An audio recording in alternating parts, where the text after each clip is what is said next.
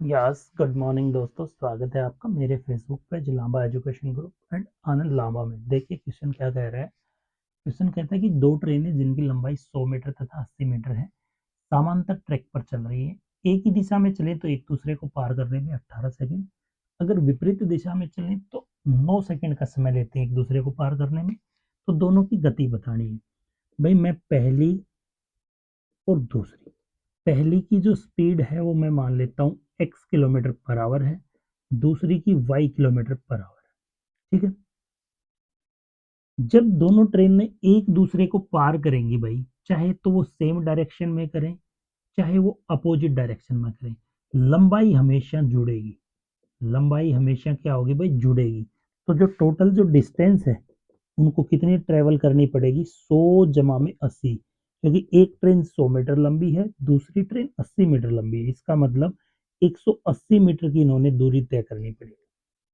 तो भाई relative speed क्या हो जाएगी, अगर वो एक ही डायरेक्शन में जा रही है तो एक दूसरे को पार करने में भाई क्या कितना समय लेती है, 18 सेकंड। तो एक दूसरे की स्पीड क्या हो जाएगी भाई, रिलेटिव स्पीड इनकी अगर से सेम डायरेक्शन में जा रही है तो x minus y kilometre per hour हो जाएगी। तो जो स्पीड होती है वो क्या होती है भाई, डिस्टेंस अपॉन में टाइम। तो डिस्टेंस टोटल 180 है और 18 सेकंड का ही समय लेती है। इसका मतलब क्या आ गई भाई स्पीड, रिलेटिव स्पीड इनकी 10 मीटर पर सेकंड। अगर ये रिलेटिव स्पीड अगर एक दूसरे को अपोजिट डायरेक्शन में पार कर रही है तो रिलेटिव स्पीड कितनी हो जाएगी भाई, x प्लस वाई। वही 180 मीटर चलने में ये 9 सेकंड का समय ले रही है, तो 9 दूनी 18, 20 आ गया।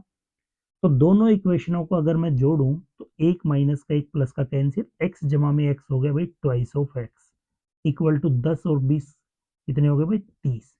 तो x की वैल्यू यहां से आ गई भाई 30 बाई में 2 15। तो 15 मीटर पर सेकंड क्या आ गई भाई, 15 किलोमीटर पर सेकंड, 15 मीटर पर सेकंड बोल दो। तो 15 जो आ गई वो आ गई भाई पहली गाड़ी की चाल। तो दूसरी की कितनी आई भाई, पहली की अगर 15 है तो दूसरी की कितनी आ गई भाई, 15 में से मैं कितना घटाऊंगी, 10 आ जाए यानी कि 5। तो दूसरी की आ जाएगी 5 मीटर। ठीक है।